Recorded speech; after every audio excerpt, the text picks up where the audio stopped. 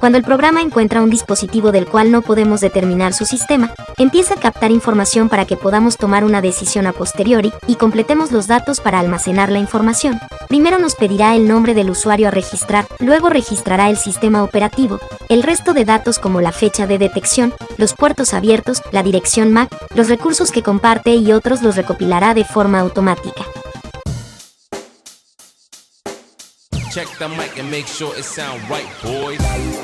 Este video está dedicado para quienes navegando por internet en el celular o mirando algo en Netflix sienten que la velocidad de navegación se ralentiza. Una buena explicación podría ser que tal vez haya alguien más en tu red. El problema de tener invitados no deseados puede ser fácil de solucionar. En tanto seamos los dueños del servicio y tengamos la clave de acceso al router o módem desde donde se distribuye la señal. Si administras totalmente el router, podrás identificar los dispositivos que están en tu red a través de su dirección MAC, y por tanto puedes también permitir o interrumpir su acceso. Para lograrlo basta con escribir en el navegador la dirección IP de la puerta de enlace normalmente terminada en 1. Luego de esto te pedirá usuario y contraseña. Puedes mirar estos dos datos por detrás del router, o buscar en internet con su referencia o número de serie. Pero existe un pequeño problema. Resulta que en algunos países los proveedores de internet bloquean el router y no permiten la entrada o configuración, argumentando razones de seguridad. Y no está mal, ya que como vimos es bastante fácil entrar en él. Y cualquier persona, incluso un invitado, podría ingresar y sacar al dueño de la red. El router es otro factor importante en la protección de los datos. Tiene falencias como el famoso puerto 80, desde donde se puede abrir un servidor FTP, pero eso será tema para otro video. Por ahora quiero ponerlos en un escenario en donde sin tener acceso al router, podamos visualizar los clientes de nuestra red. En realidad pretendo explicarles cómo crear un detector automático, que nos alerte de cuando un dispositivo entra en nuestra red, que nos muestre su dirección IP, su dirección MAC, la marca del dispositivo, el nombre de usuario, que nos diga si es un computador o un celular, si ese dispositivo está compartiendo algún recurso, si tiene un servidor o cualquier otra cosa, que reúna datos históricos, como la hora de entrada para llevar una base de datos y estudiar el comportamiento de esos dispositivos. Todo esto de manera automática. ¿Quieres aprender cómo hacerlo? ¿Quieres entender cómo funciona una red y cómo se comunican los dispositivos entre sí? Entonces quédate hasta el final del video y verás cómo con un par de clics y mucho ingenio detrás, lograrás aprender a programar mientras te diviertes en el proceso. Esto es Guía Hacker, sean todos bienvenidos.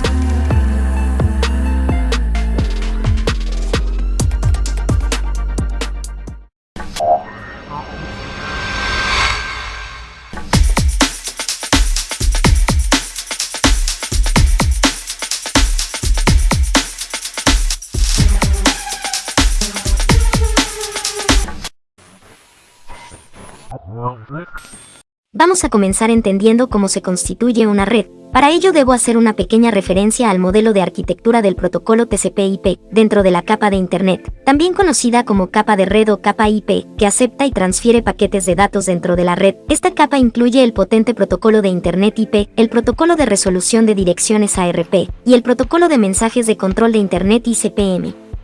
Nosotros nos vamos a centrar en dos de los tres protocolos, hablaremos del protocolo IP y el protocolo ARP. Si te parece difícil de entender, no te preocupes ya que lo explicaremos con un lenguaje sencillo. Imagínate un escenario con un enrutador que tiene conectados dos computadoras, un smartphone y un televisor. Sin importar las diferencias entre sí, el enrutador asignará las direcciones IP y contendrá los datos que identifican a estos dispositivos, independientemente de su tipo. A esa capacidad de transmisión y recepción de datos es lo que llamamos protocolo. Cada protocolo tiene su propia forma y requisito para entender el tipo de dato. Es como llenar una solicitud, como una carta con remitente, destinatario y mensaje. La buena noticia es que nosotros también podemos visualizar y gestionar esa comunicación. Y lo podemos hacer gracias a que los protocolos están creados precisamente con la intención de que así sea. Todos los sistemas operativos tienen como regla general proporcionar a sus usuarios, administradores, programadores o invitados, una relación directa con estos protocolos por medio de sus APIs. Por ejemplo, pulsando la tecla Windows+R, saldrá la ventana de comandos del sistema, y si haces un ping a una dirección IP observarás un cambio en la ventana de ejecución. Este cambio se da porque al hacer el ping, te estarás comunicando directamente con el dispositivo al que se lo hiciste, y obviamente ese dispositivo te devolverá una respuesta, y esa respuesta es el cambio que ves en tu ventana. ¿Pero cómo funciona y qué es lo que hace un ping? El ping es una herramienta de línea de comandos que se puede encontrar en prácticamente cualquier sistema operativo con conectividad de red, y sirve como una prueba para ver si se puede acceder a un dispositivo a través de la red. Piensa en todo esto como el funcionamiento de un sonar. El comando ping envía una solicitud de eco a un dispositivo específico. Si dicha solicitud encuentra el sistema de destino, el equipo remoto en cuestión envía una respuesta de eco. A partir de la respuesta se puede determinar la distancia o número de saltos al sistema remoto, así como las condiciones intermedias, pérdida de paquetes y tiempo de respuesta. Vamos a hacer algunas pruebas para ver los resultados. Haremos 3 pings, el primero a un celular, el segundo a un computador sabiendo que su sistema operativo es Windows, y el tercero lo haremos a una dirección IP que sabemos que no está en uso. Normalmente escribiríamos el comando ping más la dirección IP, lo que enviaría 4 paquetes. Pero nosotros cambiaremos un poco el comando para ahorrar tiempo. Escribiremos ping-n y 1, siendo n la representación del número de paquetes, y 1 la cantidad de paquetes a enviar. Obviamente escribiremos la dirección IP del celular, y veremos qué sucede.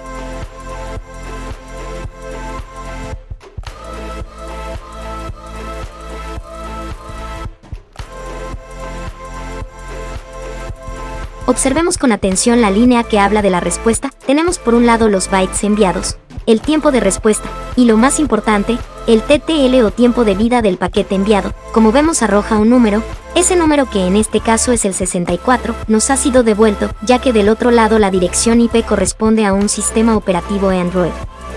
Esto sería diferente si el ping lo hiciéramos a una dirección IP con un sistema operativo Windows. Probémoslo. Mientras hacemos el ping vemos como la línea de texto que contiene la respuesta nos muestra un TTL o tiempo de vida del paquete, con un valor diferente, en este caso es el número 128. Con esta pequeña prueba, podremos prever qué sistemas operativos habrán del otro lado, pero vamos un poco más profundo. Habíamos dicho que haríamos 3 pings, y falta hacerlo a una dirección IP que no esté en uso. Mientras lo hacemos, rápidamente vemos que la línea cambia radicalmente. Esta vez dice que la respuesta es un host inaccesible, lo cual confirma lo que ya sabíamos, pero existen algunas variantes de las que debemos hablar. Por ejemplo, a veces el servidor DHCP de algunos dispositivos tiene algún error de configuración, lo que no les impediría entrar a una red, pero sí entorpece la comunicación con los demás dispositivos a través del ping.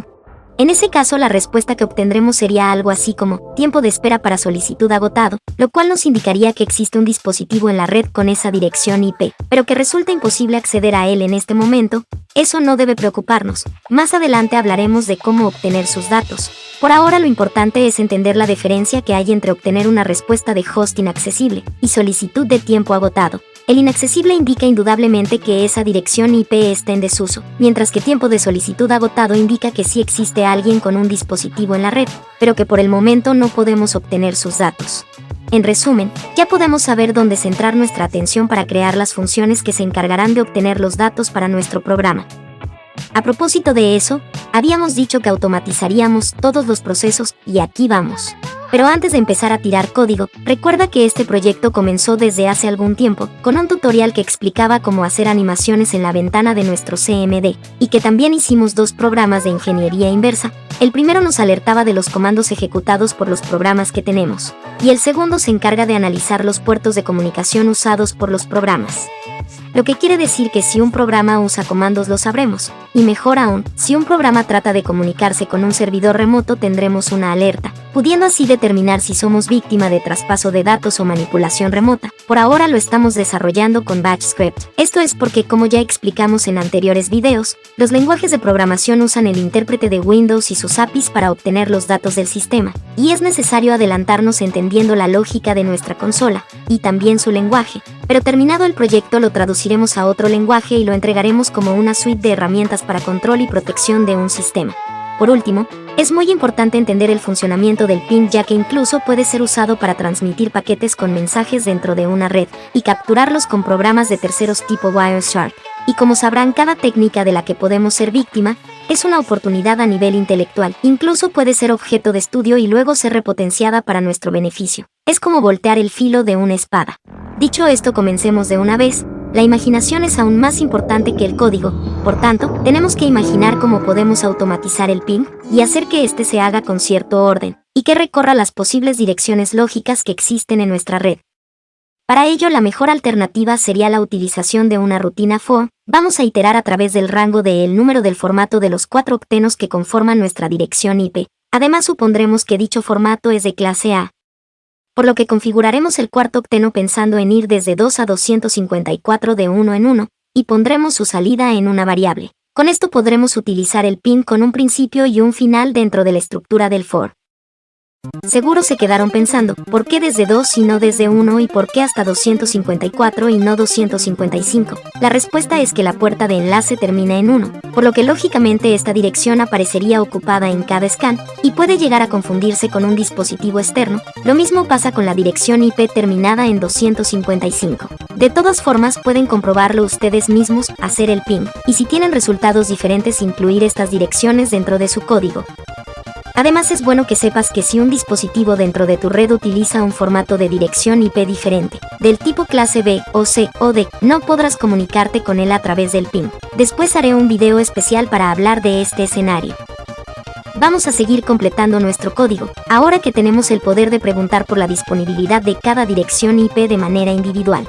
¿Qué tal si cada vez que indexemos una dirección enviamos el resultado de la respuesta a un texto para analizarlo a partir del contenido? Este análisis lo basaremos en la búsqueda de palabras claves para tomar decisiones. Buscaremos 4 palabras, que serán TTL64, TTL128, solicitud e inaccesible. O sea que el programa tomará una decisión diferente a partir de qué palabra encuentra cada vez que preguntemos mediante el PIN si una dirección IP está o no ocupada. Para ello existe el comando find. En Bash el comando find funciona como el ftext-find de Python o C++. Este comando indexará dentro del texto donde antes guardamos el resultado del PIN, buscando por ejemplo la palabra TTL64. Obviamente haremos 4 estructuras find, cada una buscará su palabra. Ya saben, TTL64, TTL128, solicitud e inaccesible, cada una deberá cumplir los siguientes parámetros, buscará la palabra y tomará una decisión si la encuentra o no. Aquí debemos poner mucha atención y despertar nuestro cerebro, ya que la decisión que va a tomar será buscar en una lista de registro, que se supone que existirá al registrar el cliente.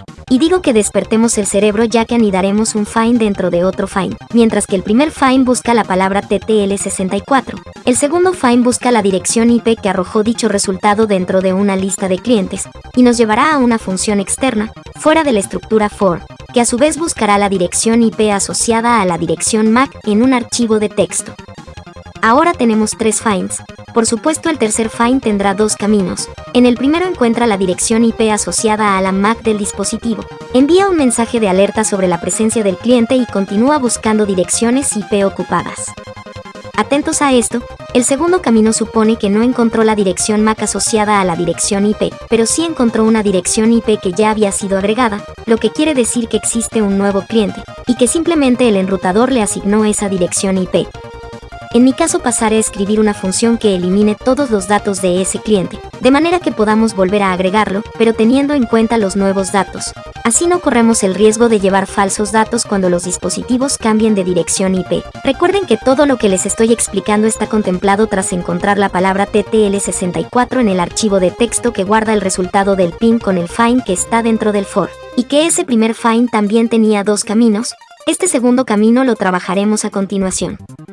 Hemos encontrado la palabra TTL64 que supone un sistema operativo Android y que no está registrada en nuestra base de datos. Lógicamente hemos de crear un diseño de pantalla que haga alusión a Android y con la mayor cantidad de datos posibles. En verdad, no solo los dispositivos móviles como celulares o tabletas se identifican con el TTL64, sino también los sistemas operativos de Linux y Mac. Por eso la importancia de reflejar los datos en la pantalla, ya que así podremos editar posteriormente el nombre del sistema dentro de la tabla de datos. Dentro del sistema de datos guardaremos las direcciones IP, las direcciones MAC, la hora y fecha de detección, el nombre del cliente, el nombre del celular.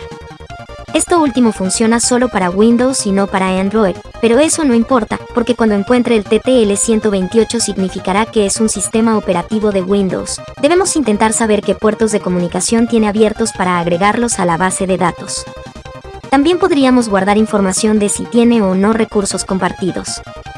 Vemos que constantemente estamos acudiendo a archivos de texto dentro de nuestra carpeta de recursos, por lo que obviamente debemos declararlas dentro de nuestro código. Para los colores de nuestra ventana usaremos Badbox.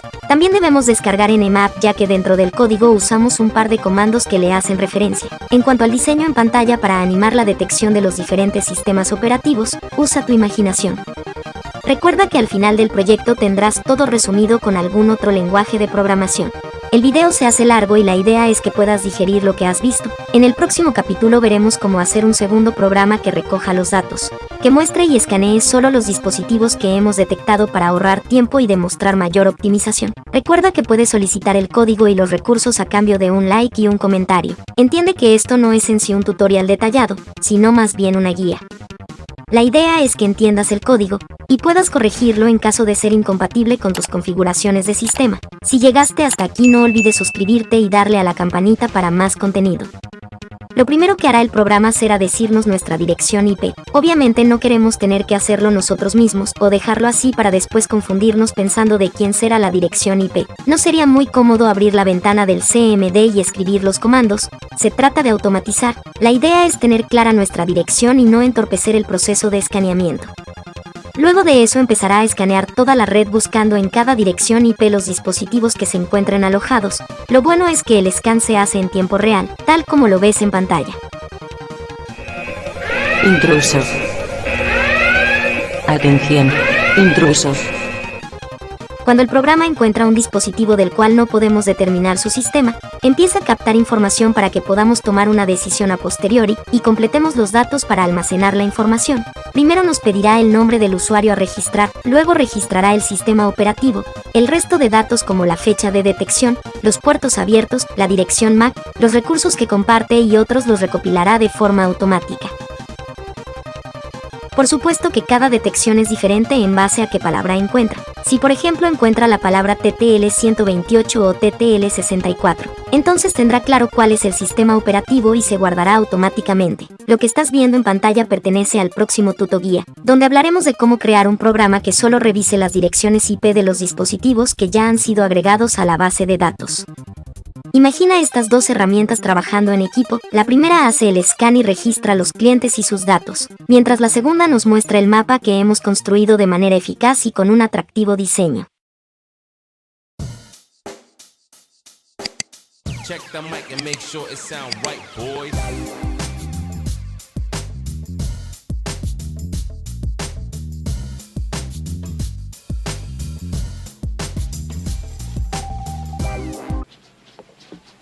You son of a bitch.